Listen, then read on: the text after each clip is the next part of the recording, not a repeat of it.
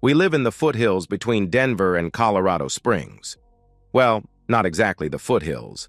It is 20 miles into the mountains. The closest structure to our house is 3 miles as the crow flies and about 12 miles by car. Look up remote in the dictionary, and you will see a picture of our cabin. I don't know why all houses in the mountains are called cabins. This is a house and a large one at that. Part of living like this is that you are much closer to nature. We walk the trails and collect edible mushrooms, nuts, and berries during our strolls. We would be myself, Landon, and Cheryl, my wife of 12 years. I'm proud to be that geeky amateur mushroom forager.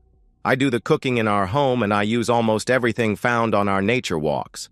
The reason I was out walking alone today was to blow off steam and scheme. My mind is so scrambled right now. I'm not sure what to do. We had a talk last night. Honey, we need to talk. I spotted near a lingonberry bush a rare and deadly mushroom growing. If this is what I suspect, it's called a destroying angel and is extremely toxic. Less than an ounce can destroy your liver and adversely affect your kidneys. What makes this one especially deadly is that the early symptoms are easily confused with diarrhea. Left untreated for even 2 days, you won't recover and die a very painful death. Unfortunately, people just don't associate diarrhea with mushroom poisoning, and by the time they seek treatment, it's too late. The destroying angel mushroom is pure white and has a smooth stem and cap. It has a ring-like membrane near the top of the stem and is slightly bulbous at the bottom of the stem. I spotted 3 of them, and each was a textbook example. I hurried home, found some latex gloves, and returned to harvest the deadly little beasts. I put them in a small cooler. When we were going steady, Cheryl harped on fidelity and how her father had trashed her upbringing. Her mother had divorced him and poisoned her children's minds against their father. My uncle had divorced his wife, and that's about as close as I could come to relating to what Cheryl had gone through. Regardless, the thought of ever sharing Cheryl, intentionally or otherwise, was disgusting to me. We both made it known that infidelity was a game killer. While we were doing the dating thing, we agreed that our sexual past was just that, in the past. Cheryl was too gifted in the art of pleasuring me to be a virgin. Although I wasn't a virgin, I had completely neglected learning how to please a woman. I've gotten much better, or at least Cheryl has me believing that. Cheryl is beautiful and shapely. Fresh out of high school, she landed a television commercial, but that's where her acting career ended. She is now a project manager at an information systems and computer skills training company. She is quite active in the women in government movement.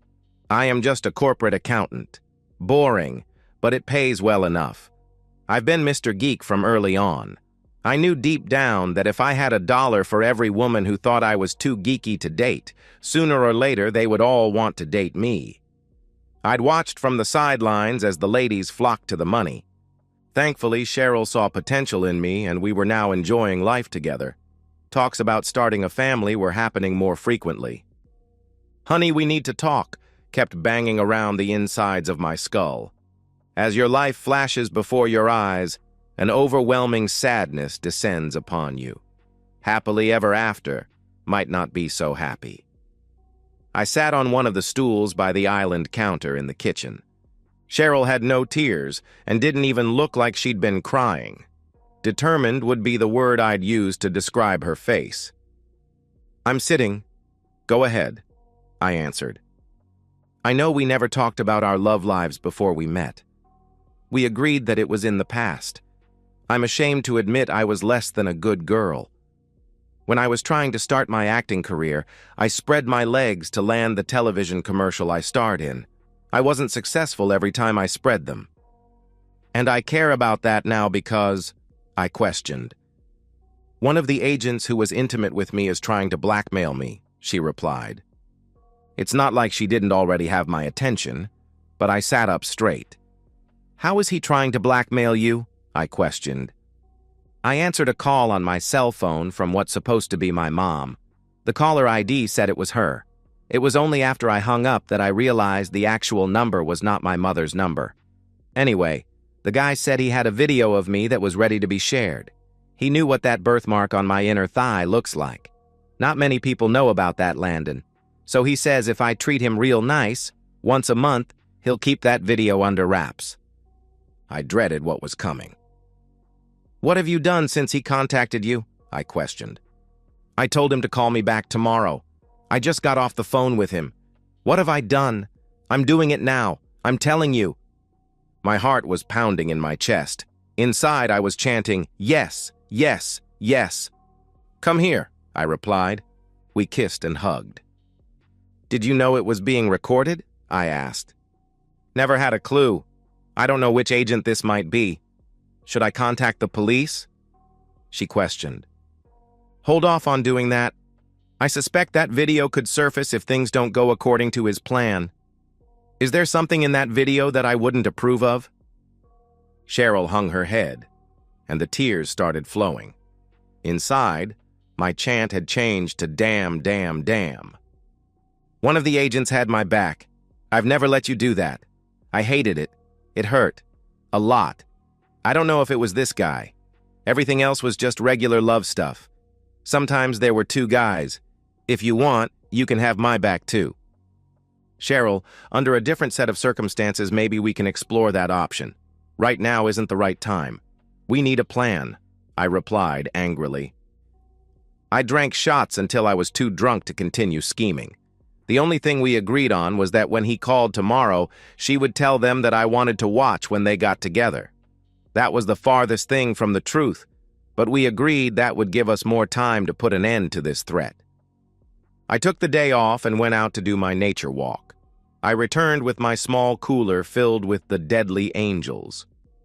Cheryl was back from work. He called again today. Did he agree to me watching? I questioned. Big time. He said if my wimp of a husband wanted to learn how to love me, he'd be more than happy to comply. That jerk is a dead man. Who, how, when, and where are still to be determined. Cheryl and I spent the evening narrowing our choices for a private investigator. After we meet this blackmailer, we want to know all about him and where he lives. I don't think that you're the only one he's pulled this stuff on. He's probably got a room in his house where he keeps the recordings. We need to find a way to destroy that collection. Cheryl talked with the investigator and she relayed how we were planning on an introductory meeting. Our intent was to give the investigator something to work with. As I pondered the things I could do and stay out of prison, I hatched a plan. Finding those mushrooms was pure serendipity. Normally, I would turn them over to the Colorado Mycological Society, where a mushroom expert would confirm their toxicity. Normally. Cheryl, when the blackmailer calls tomorrow, invite him to dinner Friday night. We can use the picnic tables in the campground back by the highway. There's a grill there and I can sear some steaks. Trust me. No questions. Cheryl gave me that. What kind of no good are you up to? Look, trust me. Just do it. Cheryl said it took some convincing, but the blackmailer agreed to meet us. He indicated he'd be accompanied by a bodyguard. That didn't bother me. It was a long week waiting for Friday night to roll around. The private investigator was going to have a drone record of the vehicles headed towards the campground. Once our blackmailer was isolated, he would follow them after they left. Cheryl and I were waiting by the grill when a pickup truck pulled up. I had started the charcoals when we arrived and they were turning bright red. Some beefy, carbon-based life form got out of the driver's side and stood by the truck. He pulled his jacket back to expose a holstered gun. Out of the passenger side, a run-of-the-mill-looking guy emerged. His hair was slick and drawn into a ponytail that reached just below his collar. A goatee, earring in one ear, bulky watch, and gold chains completed his smarmy look. Cheryl whispered, "That's Orlando." "Nice to see you again, Cheryl," was met with cold stares from both of us. "Have a seat. Can I get you a beer? How would you like your steak?" she asked. "Beer sounds good. Make mine medium rare." "What are you up to nowadays, Cheryl?" He smirked. "Nothing of interest to you," as she set the can in front of Orlando. I had chosen this picnic table because of the little white mushrooms growing nearby. "Would you like some mushrooms on your steak and salad? I see some right by your foot." Pull them out of the ground and hand them to me." Orlando and Cheryl both shot me this WTF look, but Orlando reached down and came up with 5 of them. I bit the head off of one of them. "Damn, these are good!" I made a big deal of chewing and swallowing the mushroom as I pulled the salad fixings and steaks out of the coolers. I put my latex gloves on and diced 2 of the deadly angels. I put the 3rd one back in the sack along with most of those that Orlando had harvested. Cooking doesn't lessen the toxicity of the mushrooms. I grilled some angel pieces for his steak. I mixed the rest in the salad and headed for Orlando. I measured, and Orlando was getting 4 ounces of mushrooms. I added heaping portions of salad dressing and steak sauce. Adding a few crescent rolls, and dinner was served. I whispered to Cheryl, "Don't eat anything off of his plate." As Orlando enjoyed our hospitality, he smirked. "I was thinking you should come back to my place tonight, Cheryl." "Not going to happen. I'm never going where you could videotape me again." "Nice try, jerk," she replied. "Well then, let's go back to your place. My friend will have to watch it too. You don't mind that, do you, Wimpy?" He smirked. I jumped in. "We are not going anywhere tonight. We are here to figure out when and where works for all of us." "Okay. Let's meet at one of those motels I saw back by the highway." "Why not tonight?" he questioned. Cheryl shot back, "Because I said so." I added, "I still need time to get accustomed to the idea of this. Let's meet there next Friday. I'll get a room."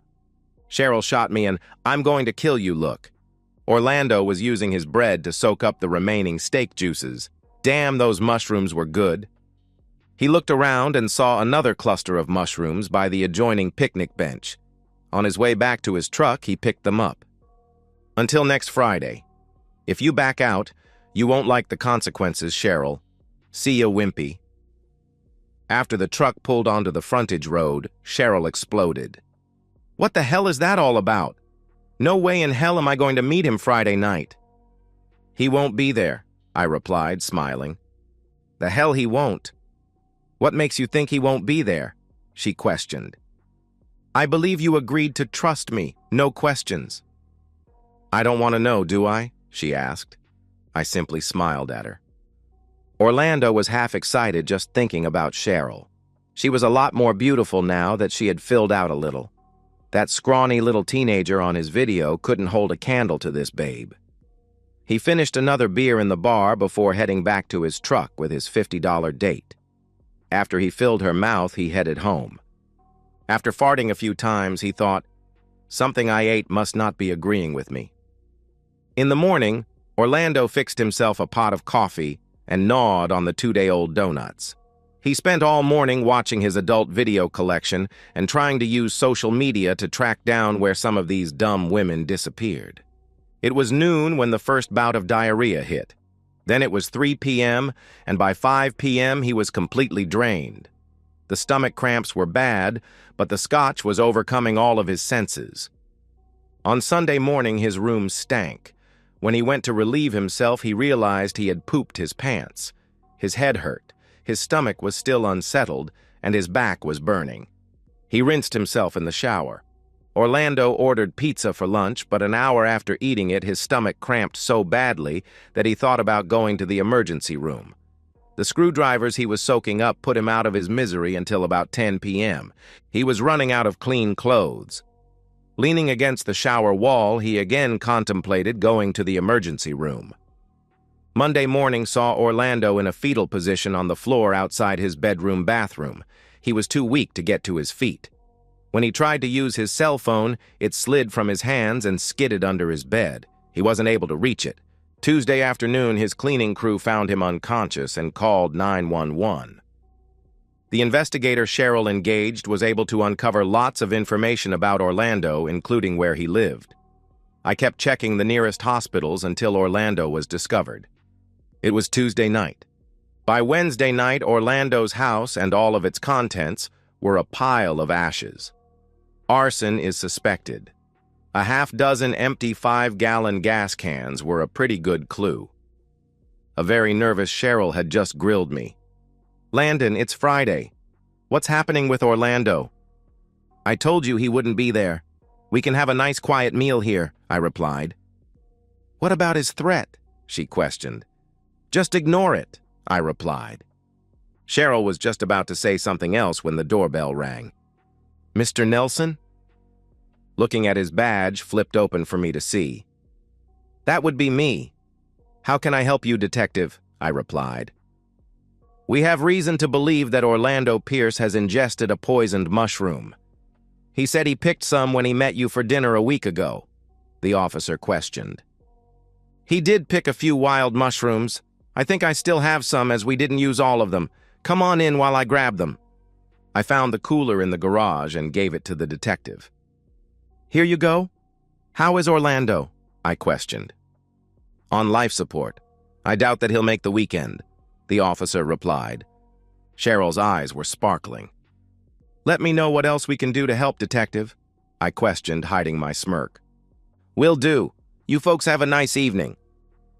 Cheryl watched until the detective's car disappeared down the mountain. "I don't want to know. I don't want to know. I don't want to know," was the chant I heard as a naked Cheryl appeared before my eyes. Then she proceeded to give me the best love time of my life. Monday morning, when I asked which room Orlando was in, I was told he was no longer a patient. Wimp, that jerk. We heard back from the detective and the Colorado Mycological Society. "Can you believe it, Cheryl? One of those mushrooms was a deadly angel. It killed Orlando. How lucky are we that we didn't eat one like Orlando did." The detective also said that someone torched Orlando's house while he was in the hospital. Talk about a run of bad luck. Cheryl wasn't buying it. Not more than an hour later, I enjoyed our love time. It was cute listening to her softly chanting, "I don't want to know." And so, we've reached the end of today's story. Was it what you expected, or did it take a twist you didn't see coming? I'm curious to hear your thoughts. Share them in the comments below, and let's get a conversation going. If this story kept you hooked, make sure to hit that like button. And if you're new here or just haven't subscribed yet, now's the perfect time to join our community. I bring you fresh, captivating stories every day, so click that subscribe button and turn on notifications so you never miss out. Thanks for watching, and I'll see you in the next one.